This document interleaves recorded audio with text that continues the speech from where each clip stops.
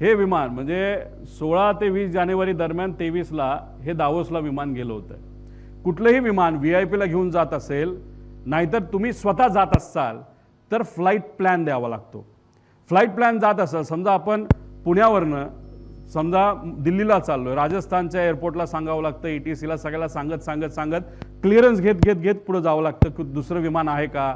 आणि जर इंटरनॅशनल प्रवास असेल तर मग तिथे आपल्याला बघावं लागतं की दुसऱ्या देशांची परवानगी आहे का. आणि बिना परवानगी जर विमान त्या देशामध्ये गेलं तर ते विमान पाडलंही जाऊ शकतं. आणि तसंच काहीतरी हे एकनाथ शिंदे साहेबांच्या बाबतीत घडलं अशी माहिती आमच्या आहे.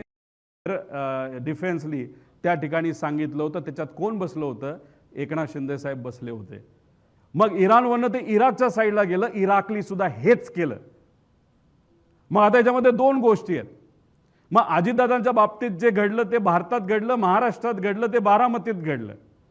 मग या बाबतीत इंटरनॅशनल ग्राउंडला VSRला हाताशी धरून, नाही तर VSR स्वतः दुर्लक्ष केल्यामुळे, नाही तर मुद्दामून एकनाथ शिंदे साहेबांच्या बाबतीत सुद्धा तोच प्रकार होणार होता का, असाही प्रश्न आम्हाला होऊ शकतो. याबद्दलची माहिती ही DGCA काय प्रसिद्ध केली आहे का? एकनाथ शिंदे साहेब या बाबतीत स्पष्टपणे सांगू शकतात. पण जी माहिती आमच्यापर्यंत आलेली आहे ती आमच्यापर्यंत आलेली आहे.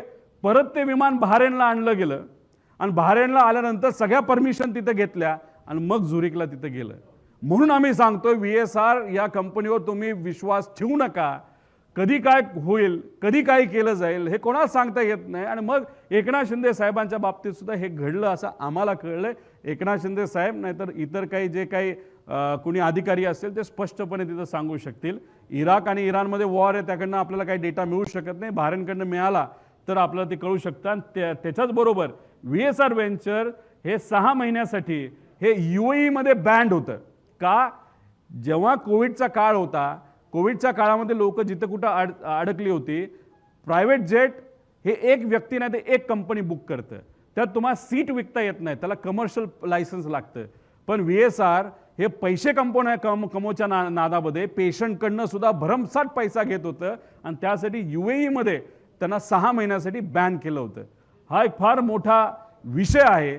VIP ते सुद्धा महाराष्ट्राचे VIP मुख्यमंत्री होते एकनाथ शिंदे साहेब, त्यांच्या बाबतीत सुद्धा VSRली असंच हलगर्जीपणा नाहीतर मुद्दामून काय अशा गोष्टी केल्या असं आमचं सगळ्यांचं त्या ठिकाणी मत आहे. पुढं